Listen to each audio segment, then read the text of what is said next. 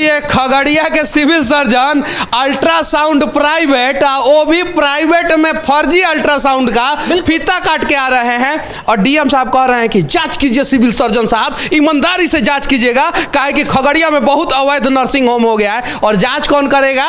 Civil surgeon और drug inspector. Bihar का स्वास्थ्य व्यवस्था का डीएनए इतना खराब हो गया है कि कितना भी सुधारने का प्रयास किया जा रहा है, वो सुधरने का नाम ही नहीं ले रहा है। ध्यान से देखिए यहाँ पे क्या लिखा हुआ है, सभी प्रकार के मरीजों को 102 एम्बुलेंस सेवा निःशुल्क उपलब्ध है। ध्यान से देखिए यहाँ पे क्या लिखा हुआ है, कार्यालय जिला औषधि नियंत्रण प्रशासन खगड़िया। और कल या परसों डीएम साहब ने एक आदेश दिया है कि जितना भी अवैध नर्सिंग होम है यहाँ पे उस पर कार्रवाई होना चाहिए। नर्सिंग होम को लाइसेंस आखिर कौन देता है? दवा के दुकान को लाइसेंस कौन देता है? देखिए, जो पिछले दफा जो लाइसेंस जो है एकदम पूरा कौड़ी के भाव में दिया गया, बाह्य को बेचा गया, बिल्कुल बाह्य रोग के नाम पर धड़ल्ले से नर्सिंग होम चल रहे हैं जिले में। और उसके बाद जिनको आप कह लीजिए कि अगर आप बिल्ली को कहिएगा कि दूध का जाकर के आप जांच करके दीजिए उसमें कितना मक्खन है, कितना क्रीम है, आप क्या उम्मीद कर सकते हैं?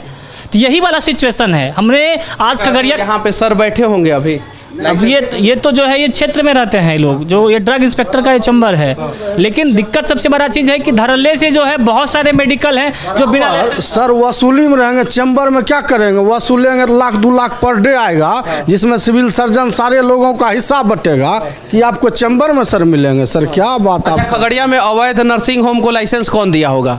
कौन देगा? यही ड्रग्स इंस्पेक्टर देता है, सिविल सर्जन देता है। और लगातार हम लोग आंदोलन इस पे किए, डीएम फिर लेटर इधर निकाला है, लेकिन अभी निकाला, आज बैठक हो रही है, 10 दिन के बाद फिर घाक का 3 पात। यही लोग जाएंगे जांच में, अपने हवलदार अपने एसपी सब ये अपने पहुंच जाएंगे। वो जो रफा दफा 1,50,000 जो जिस लायक का रहेगा उससे वो लेके रफा दफा। विडंबना इस बात का है ना कि एक मौत की जो कीमत होती है ना वो 50,000, 1 लाख, 1.5 लाख रुपए में तय कर दी जाती है। किसी भी फर्जी नर्सिंग होम में जाइए, वहाँ पे जो है जो नॉन टेक्निकल बंदा है, किसी के यहाँ 2 साल 4 साल 5 साल सीख लेता है, उसके बाद वो अपना नर्सिंग होम चला रहा होता है और इसी सदर अस्पताल चौक के नाक के नीचे होता है, उसके बाद कुछ नहीं दिखता है। और सबसे बड़ा विडंबना है कि अगर उसके यहाँ मौत हो जाती है 1.5 से 2 लाख रुपया लेकर के, और बहुत सारे ऐसे समाज के लोग हैं जो बैठ करके पंचायत कर देते हैं, FIR तक नहीं होती है जनाब। ये स्थितियां हैं और ये फर्जी क्लिनिक नासूर बना हुआ है इसलिए क्योंकि जो गरीब व्यक्ति है। फर्जी क्लिनिक सिर्फ और सिर्फ खगड़िया के लिए नासूर नहीं बना हुआ है, पूरे बिहार के लिए नासूर बना हुआ है। और फर्जी क्लिनिक का लाइसेंस जो है इसी सब कार्यालय के द्वारा और सिविल सर्जन सुपरिटेंडेंट के द्वारा दी जाती है। बिल्कुल, अगर यदि चाह ले एक सिविल सर्जन, अगर चाह ले एक ड्रग इंस्पेक्टर चाह ले कि जिले में एक भी सिविल जो है फर्जी क्लिनिक नहीं रहेगा, एक भी नहीं चल सकता। आपको लगता है कि अगर ये लोग चाह लेंगे तो कोई एक फर्जी जो है दवाई का दुकान खोल लेगा क्या? एक टेबलेट नहीं बेच सकता है जनाब।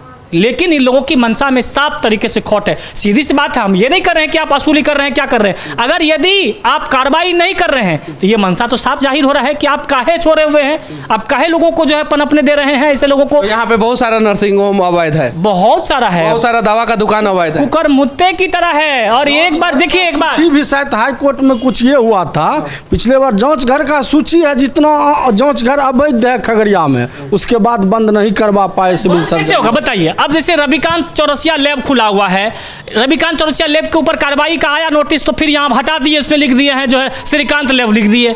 भैया आदमी वही रहता है, नामा चेंज हो जाता है और फिर श्रीकांत लैब पे आएगा तो फिर रविकांत चौरसिया कर लिया जाए। यही सब चीज का खेल चल रहा है। यानी इतना कह लीजिए कि हर साल में देखिए अवैध नर्सिंग होम और अवैध दवा का दुकान तथा अवैध पैथ लैब जो है वो किस प्रकार से खेल करते हैं। पहले श्रीकांत चौरसिया के नाम पे वो नर्सिंग होम खोलेंगे, उसके बाद से ऊपर से जांच का आदेश आएगा तो वो रविकांत चौरसिया के नाम से कर देंगे और हर साख पर उल्लू बैठा है।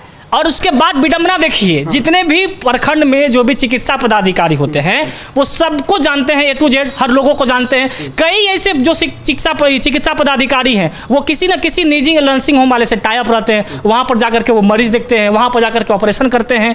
यहाँ तक कि जनाब जो सिविल सर्जन महोदय हैं वो अगर फर्जी अल्ट्रासाउंड का जाके फीतवा काटेंगे तो आप उनसे क्या उम्मीद करिएगा? ये अल्ट्रासाउंड का फीता काटते हैं? बिल्कुल, क्या एकदम काटे हुए। इधर फोटो भी देखे थे 17 मई को अल्ट्रासाउंड का फीता काट करके आया है चौथा सिविल सर्जन महोदय। स्थापित। अब जरा सोचिए, खगड़िया के सिविल सर्जन अल्ट्रासाउंड प्राइवेट, वो भी प्राइवेट में फर्जी अल्ट्रासाउंड का फीता काट के आ रहे हैं, और डीएम साहब कह रहे हैं कि जांच कीजिए सिविल सर्जन साहब, ईमानदारी से जांच कीजिएगा, काहे कि खगड़िया में बहुत अवैध नर्सिंग होम हो गया है। और जांच कौन करेगा? सिविल सर्जन और ड्रग इंस्पेक्टर। देखिए, अगर इसमें जो 3 मैन कमेटी बनाई जाए, एक दिन के अंदर जो है जितने सारे फर्जी नर्सिंग होम है उसको बंद कराया जा सकता है। 3 मैन कमेटी बनाई जाए जिसमें एक चिकित्सा पदाधिकारी हो, उसके बाद प्रशासनिक विभाग के अधिकारी हो, जो कि एकदम पेटेंट लोग, जिनके पास में ना तो पिक एंड चूज ना ही कोई जो है पैरवी। देखिए, सबसे बड़ा चीज़ है, जितने भी नर्सिंग होम हैं वो किसी न किसी जो है सत्ता संरक्षित या फिर जो पक्ष कह लीजिए, विपक्ष कह लीजिए, राजनीतिक पार्टियां से ताल्लुक रखने वाले लोग होते हैं। अब कोई MP साहब फोन करेंगे, मंत्री साहब फोन करेंगे, विधायक जी फोन करेंगे, तो इसके भी दबिश में रहते हैं ये लोग। तो इसके लिए बिहार के लोग ही दोषी है, जो ऐसे नेताओं को वोट देते हैं, जो नेता बिहार में सरकारी अस्पताल को दुरुस्त नहीं करा सकते हैं, सरकारी सदर अस्पताल को दुरुस्त नहीं करा सकते हैं, स्कूल नहीं खोल सकते हैं, कॉलेज नहीं खोल सकते हैं, लेकिन घुसखोरी का काम जरूर कर सकते हैं। बिल्कुल, वही तो कह रहे हैं ना कि सबसे बड़ा चीज है कि pick and choose, loss and profit वाले सिस्टम से जब तक कि आप बाहर नहीं निकलेंगे, जब तक कि आम लोगों को आप जीने और मुस्कुराने देने का अवसर नहीं देंगे, तो फिर आपसे उम्मीद कैसे कर सकती है? आज अगर मनीष कश्यप से लोग जो है कहीं भी चौक चौराहे पर मिलते हैं तो एक उम्मीद भरी निगाहों से देखते हैं।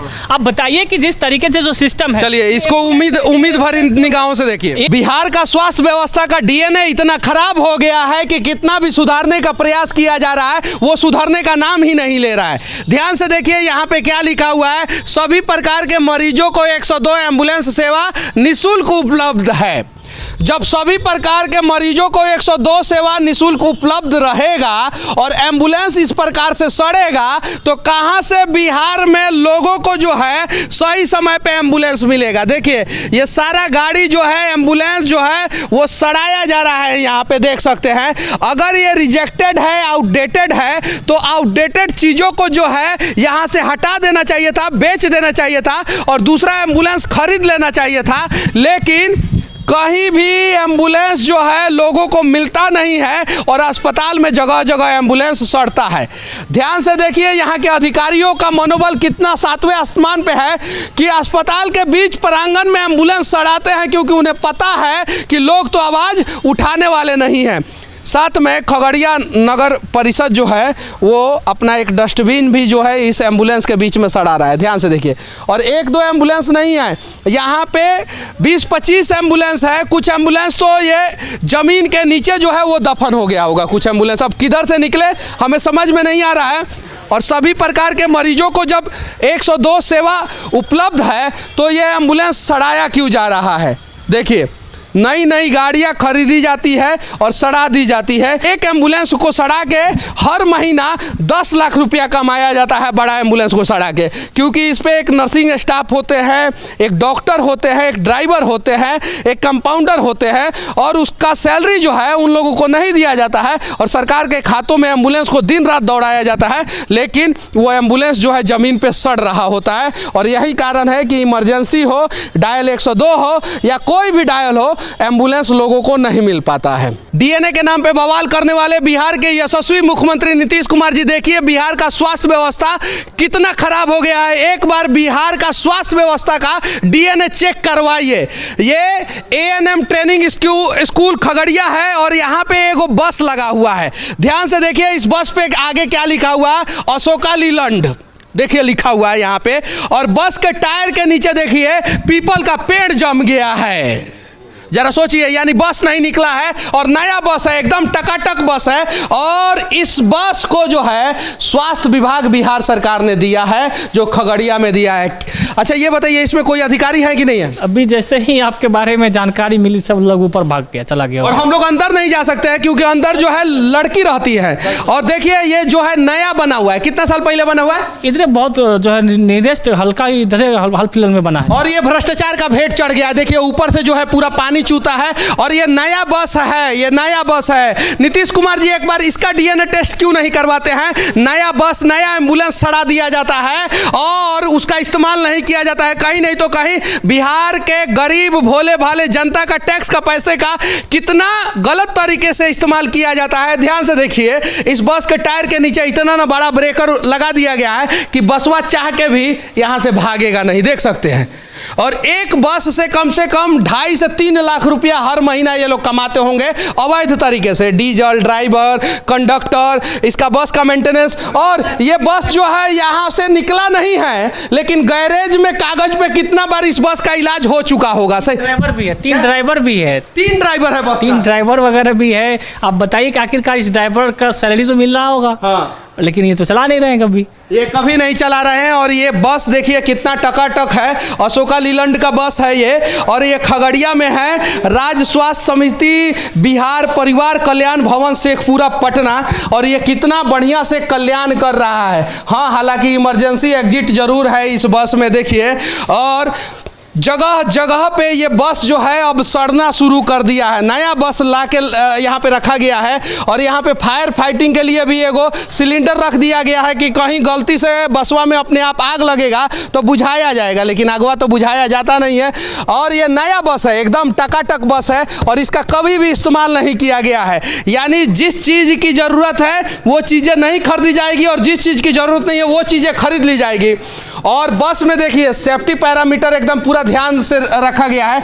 हर सीट में जो है ना वो सीट बेल्ट है। ध्यान से देखिए, आप देखे हैं कभी बस में सीट बेल्ट? हम तो नहीं देखे हैं, आप लोग देखे होंगे तो बताइएगा जरूर। लेकिन हर सीट पर जो है सीट बेल्ट है। यानी आधुनिक बस है ये, नया बस है। और ड्राइवर को कहीं किसी भी प्रकार का प्रॉब्लम ना हो उसके लिए पंखा लगा हुआ है। SOS का बटन है हर जगह, हर जगह। यानी कहीं भी किसी भी प्रकार का आपातकालीन स्थिति होगा, या कभी कभी हम लोग सुनते हैं कि लड़कियों को कोई छेड़ देता है बस में, तो SOS बटन हर जगह है। और ये स्वास्थ्य विभाग बिहार सरकार का बस है जो यहाँ पे सड़ रहा है। ओट लगा दिया गया है और बस के नीचे पीपल का पेड़ उग गया है। जानते हैं क्या है? कि ये है सरकारी बस और इसको ऑक्सीजन की ज्यादा जरूरत होती है और पीपल सबसे ज्यादा ऑक्सीजन देता है, इसीलिए इसके टायर के नीचे ऑक्सीजन का पेड़, पीपल का पेड़ उग गया है। ध्यान से देखिए, बिहार सरकार और बिहार सरकार के नेतागण, एक बार आप लोग ईमानदारी पूर्वक अपना अपना DNA जो है अपने ही मशीन से चेक कीजिए, पता चल जाएगा कि आप लोग ईमानदार हैं कि भ्रष्ट हैं। आप लोग अपने से चेक कीजिए, क्योंकि DNA के नाम पे बिहार में खूब बवाल हुआ था। DNA से प्रॉब्लम नहीं है बिहार को प्रॉब्लम है भ्रष्टाचार से। DNA चेक हो या ना हो उससे कोई फर्क नहीं पड़ता है। बिहार को चेक होना चाहिए भ्रष्टाचार करने वाले कर्मचारियों की संपत्ति। और अगर भ्रष्टाचार करने वाले कर्मचारी तथा नेताओं की संपत्ति एक बार चेक हो जाएगी तो मैं दावे के साथ कह सकता हूं कि 90% सरकारी कर्मचारी और 90% नेता जो है ना वो रिजेक्टेड मोड में चले जाएंगे। उनका DNA जो है ना वो खराब हो जाएगा। ताकि बिहार के एक सदर अस्पताल में सड़ रहा ये नया बस से हमारा ये प्रयास कैसा लगा कमेंट करके जरूर बताना। और बिहार के अगर आप बुद्धिजीवी हैं तो बिहार के लिए आवाज उठाना, वरना बिहार का स्थिति जो है श्रीलंका से भी बदतर होने वाली है। जय हिंद।